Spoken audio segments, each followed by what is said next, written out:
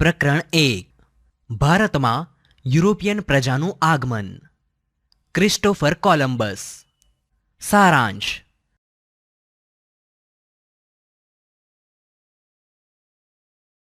પ્રાચીન સમયથી વિદેશી વેપારીઓ જમીન માર્ગે ભારત આવતા, જેનું મુખ્ય આકર્ષણ ભારતમાંથી પ્રાપ્ત થતી વસ્તુઓ જેવી કે રેશમી કાપડ, સુતરાઉ કાપડ, મલમલ, મરી મસાલા અને તેજાના ખરીદીને યુરોપમાં વેચવામાં આવતું તે હતું.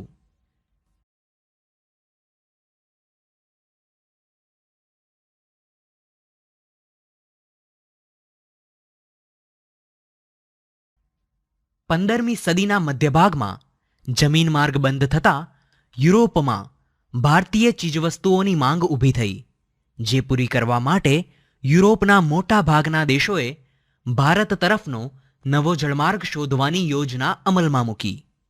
આ ઉપરાંત જુદી જુદી વ્યક્તિઓ અને પ્રજાઓએ પણ ભારતમાં આવી પોતાનું પાસું અજમાવ્યું.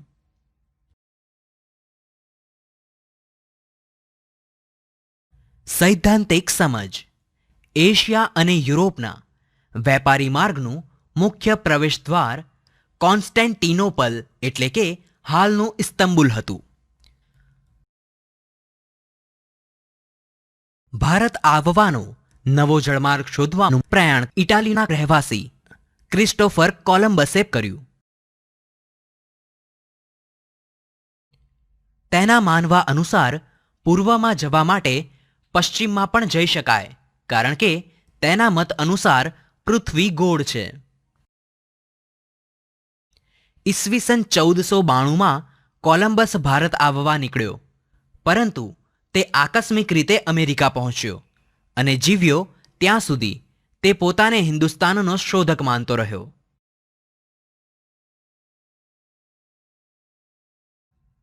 આ કારણસર આજે પણ અમેરિકાના મૂળ વતનીઓને રેડ ઇન્ડિયન અને તેના કિનારાના ટાપુઓને વેસ્ટ ઇન્ડિઝ તરીકે ઓળખવામાં આવે છે.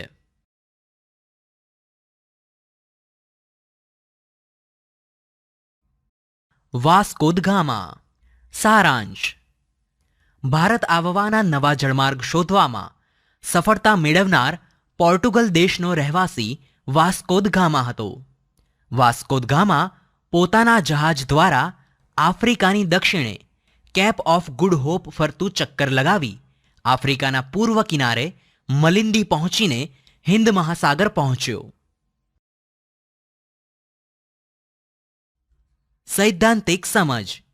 હિન્દ મહાસાગરમાં આગળ વધતા તે ત્યાંના ખલાસી મોહમ્મદ ઇબ્ન મજીદની મદદથી 22મી મે 1498ના દિવસે કાલિકટ બંદરે પહોંચ્યો.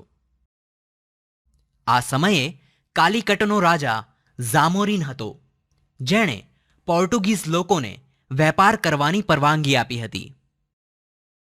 ઈસવીસન 1502માં પોર્ટુગીઝોએ વેપાર કરવા માટે કાલિકટમાં કોઠીઓ સ્થાપી, જેના ફરતે કિલ્લો બાંધવામાં આવ્યો અને તેના રક્ષણ માટે અલ્બુકર્ક નામના સેનાપતિને નિમ્યો.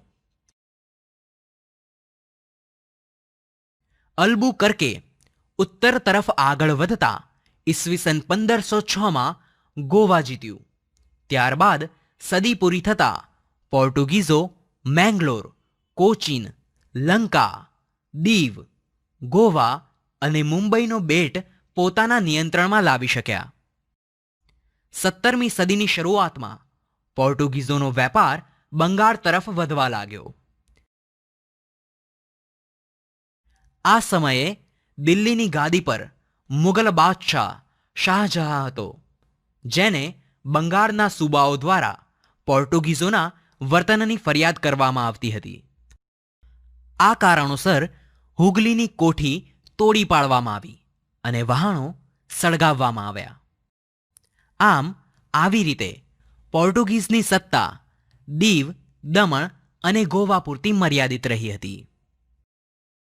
અન્ય પ્રજાઓ ડચ, અંગ્રેજો અને ફ્રેન્ચો. સારાંશ. હવે જાણીએ અન્ય પ્રજાઓ વિશે. પોર્ટુગીઝ સિવાય ડચ લોકો, અંગ્રેજો અને ફ્રેન્ચોએ પણ ભારતમાં વેપાર કરવા માટે પોતાનું નસીબ અજમાવ્યું. આ બધી પ્રજાઓ પોતપોતાની રીતે કોઠીઓ સ્થાપવામાં અને વેપાર કરવામાં આગળ વધી.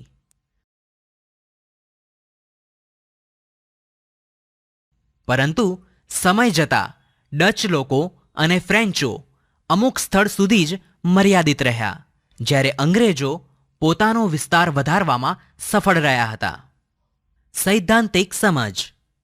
પોર્ટુગીઝોના આવ્યા બાદ આશરે 16મી સદીના અંતભાગમાં હોલેન્ડ એટલે કે હાલનું નેધરલેન્ડ ના રહેવાસી એટલે કે ડચ લોકો ભારતમાં વેપાર અર્થે પ્રવેશ્યા. તેઓએ પુલિકટ અને મદ્રાસ એટલે કે ચેન્નાઈમાં તેમજ ઈસવીસન 1663માં આગ્રામાં પણ કોઠીઓની સ્થાપના કરી.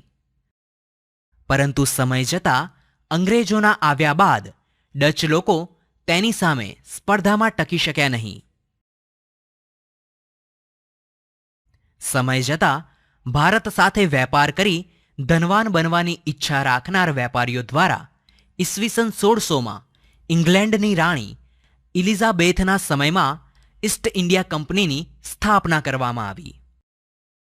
હિન્દુસ્તાનમાં પ્રવેશનાર પ્રથમ અંગ્રેજ વહાણ કપ્તાન હોકિન્સ કે જેનું પહેલું વહાણ ઈસવીસન 1608માં સુરત બંદરે પહોંચ્યું. તેણે જહાંગીર પાસે કોઠીઓ સ્થાપવાની પરવાનગી માગી, પરંતુ મળી નહીં. ત્યારબાદ સર ટોમસ રોએ જહાંગીર પાસેથી સુરતમાં કોઠીઓ સ્થાપવાની પરવાનગી મેળવી હતી.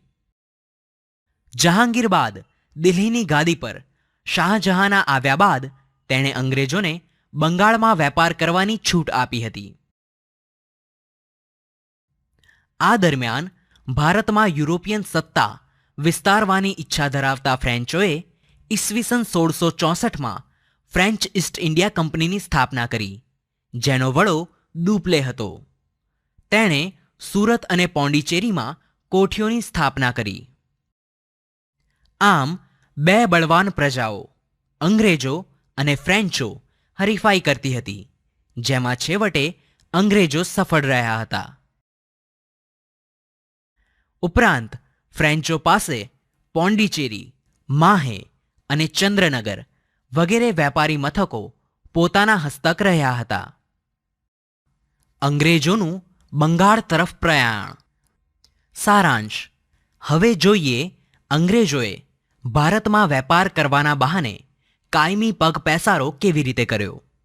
ઈસવીસન 1651માં મોગલ બાદશાહના સમયમાં અંગ્રેજોએ હુગલી નદીના કાંઠે સૌપ્રથમ વેપાર કરવાની શરૂઆત કરી હતી. આ કોઠીઓની આસપાસ કિલ્લાઓ બાંધવામાં આવ્યા હતા, જે બાદમાં ફોર્ટ વિલિયમ તરીકે જાણીતો બન્યો હતો. સૈદ્ધાંતિક સમજ. અંગ્રેજોએ પોતાના રક્ષણ માટે સૈનિકો રાખ્યા, તેમજ ઔરંગઝેબ પાસેથી વાર્ષિક ખંડણીના બદલામાં કરવેરા આપ્યા વગર વેપાર કરવાની પરવાનગી પણ મેળવી લીધી હતી. કંપની વધુ ધન કમાવામાં એટલી આંધળી બની ચૂકી હતી કે તેણે પોતાની કંપનીના અધિકારીઓ દ્વારા વ્યક્તિગત વેપારમાં કર ન આપી પોતાની મરજી ચલાવી હતી. આમ કરવેરાની આવક ઘટતા બંગાળના નવાબ મુર્શિદ અલી ખાને વિરોધ કર્યો હતો. આ વિવાદ દિન પ્રતિદિન વધતા પ્લાસીના યુદ્ધમાં પરિણમ્યો હતો. આ ઉપરાંત અંગ્રેજો બંગાળના ભાગલા કરવામાં પણ સફળ રહ્યા હતા. ઈસવીસન 1905માં લોર્ડ કર્ઝન દ્વારા ભારતના લોકોને ધર્મના આધારે વિભાજિત કરવામાં બંગાળના 2 ભાગલા પાડ્યા હતા, જેની નીતિ ભાગલા પાડો અને રાજ કરો અનુસાર કરવામાં આવી હતી. આ ચળવળનો ઉગ્ર વિરોધ કરવામાં આવ્યો હતો, તેમજ આ ચળવળ દરમિયાન લોકોએ બંકિમચંદ્ર ચટ્ટોપાધ્યાય દ્વારા રચાયેલ નવલકથાનું વંદે માતરમ ગીતનો નારો પણ બનાવ્યો હતો. આમ આ બંગાળના ભાગલાની ચળવળનો વિરોધ ખૂબ ચાલ્યો અને અંતમાં ઈસવીસન 1911માં બંગાળના ભાગલા અંગ્રેજોએ રદ કર્યા. પ્લાસી અને બક્સરની લડાઈ. સારાંશ. હવે વાત કરીએ ભારતના ઇતિહાસમાં સૌ પ્રથમ થયેલ લડાઈઓ વિશે. ઈસવીસન 1756માં સિરાજ ઉદ દૌલા બંગાળનો નવાબ બન્યો હતો. અંગ્રેજોએ બંગાળના નવાબ સિરાજ ઉદ દૌલાની મંજૂરી વગર ફોર્ટ વિલિયમ કિલ્લાનું સમારકામ શરૂ કર્યું. જે નવાબને ન ગમતા તેણે અંગ્રેજ લશ્કર પર ચડાઈ કરી અને અંગ્રેજોને હારનો સામનો કરવો પડ્યો હતો. સૈદ્ધાંતિક સમજ. પ્લાસીનું મૂળ નામ પલાશી છે. પલાશ એટલે ખાખરા. તેના વૃક્ષો પરથી આ નામ પાડવામાં આવ્યું હતું. પલાશના ફૂલ લાલ રંગના હોય છે અને તેનો ઉપયોગ ગુલાલ અને હોળીના રંગોમાં થાય છે. સિરાજ ઉદ દૌલાના નવાબ બન્યા બાદ અંગ્રેજો દ્વારા રાજ્યની બાબતમાં કરવામાં આવતી દખલગીરીનો વિરોધ કર્યો તેમજ કોઠીઓની ફરતે કિલ્લેબંધી બંધ કરી કાયદેસરનો કર ભરી વેપાર કરવાનું સૂચવ્યું હતું. આ શરતનું પાલન ન થતાં નવાબે 30,000 સૈનિકોને સાથે રાખી અંગ્રેજ કોઠી પર હુમલો કરી તેમના વહાણો ઘેરી લીધા અને અંગ્રેજોને કેદ કર્યા. અંગ્રેજોને આ પરાજય સહન ન થતા તેમણે બદલો લેવા આ કામ રોબર્ટ ક્લાઇવને સોંપ્યું. રોબર્ટ ક્લાઇવે અમીચંદ નામના એક ધનિક વેપારીને ધનની અને નવાબના સેનાપતિ મીર જાફરને નવાબ બનાવવાની લાલચ આપી કાવતરામાં જોડ્યા અને વળતો હુમલો કર્યો. આમ પ્લાસીના યુદ્ધમાં ક્લાઇવે સિરાજ ઉદ દૌલાને હરાવી દગાથી તેનું ખૂન કર્યું. આ લડાઈ ભારતના ઇતિહાસમાં મહત્વની ઘટના ગણાય છે. પ્લાસીના યુદ્ધ બાદ મીર જાફર બંગાળનો નવાબ બન્યો, પરંતુ અમુક સમય બાદ મીર જાફર કેટલીક બાબતમાં વિરોધ કરવા લાગ્યો. જે અંગ્રેજોને ન પસંદ આવતા તેણે મીર કાસિમને નવાબ બનાવ્યો હતો. મીર કાસિમ નવાબ બન્યા બાદ કંપનીને પરેશાન કરવા લાગ્યો અને ઈસવીસન 1764માં બક્સરની લડાઈ દ્વારા તેને હરાવીને બીજી વાર મીર જાફરને બંગાળનો નવાબ બનાવ્યો. ઈસવીસન 1765માં મીર જાફરનું મૃત્યુ થયું અને રોબર્ટ ક્લાઇવ પોતે જ બંગાળનો નવાબ બન્યો. આમ બંગાળથી શરૂ કરી સમગ્ર ભારતમાં અંગ્રેજોએ પોતાનું વર્ચસ્વ જમાવ્યું અને ગુલામીની જંજીરમાં જકડી લીધું. તો વિદ્યાર્થી મિત્રો, આ પ્રકરણમાં તમને જરૂરથી સમજ પડી હશે.